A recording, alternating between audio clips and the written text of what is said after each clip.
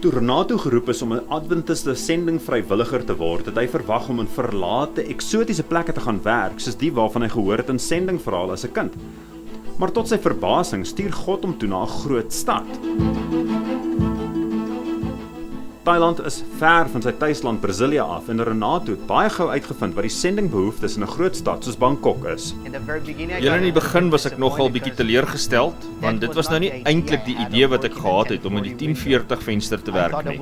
Ek het verwag om in 'n bamboeskooltjie klas te gee iewers in 'n woud of oerwoud, maar ek het besef dat daar oral behoeftes is en dat dit nogal intens kan wees. Dis moeilik om 'n sendeling op enige plek te wees.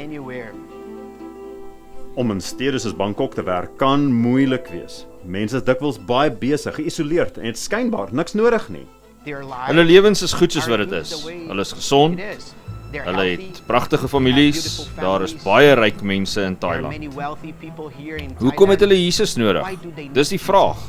Hoekom het ek iets anders nodig, as ek reeds alles het wat 'n suksesvolle mens graag sal wil hê? Maar ons weet dat 'n lewe sonder Jesus 'n betekenislose lewe is. Renato het toe die besluit geneem om ten spyte van die uitdagings steeds positiewe verhoudings met die mense rondom hom aan te knoop. Om 'n sendeling te wees behels nie net die moeilike uitdagings en opofferings nie.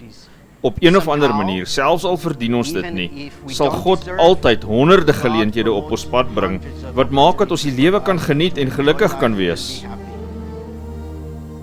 Renato se primêre rol as vrywilliger is om Engels vir graad 4 te leer by Ekamai Internasionale Skool. Onderwys gee aan hom die geleentheid om sy studente te leer ken en 'n verhouding met hulle te kan bou. 95% van die kinders in my skool is nie Christene nie. So oggendgodsdiens is vir ons baie belangrik. Van 7 uur tot 7:20 hou ons godsdiens en dit is my gunsteling tyd van die dag. Renato is ook betrokke by ander bedieninge na sy klas, soos byvoorbeeld om mense in tronke te besoek en om materiaal te versamel om vlugtelinge te kan help en te ondersteun. Renato se ondervinding en ervaring as Adventiste vrywilliger of sendeling het 'n groot impak op sy lewe gemaak en dit sal sy lewe lank bybly. Ek is redelik seker dat niemand wat na enige land toe gaan om as 'n Adventiste vrywilliger te dien, dieselfde sal terugkeer huis toe nie. Dit is 'n lewensveranderende geleentheid.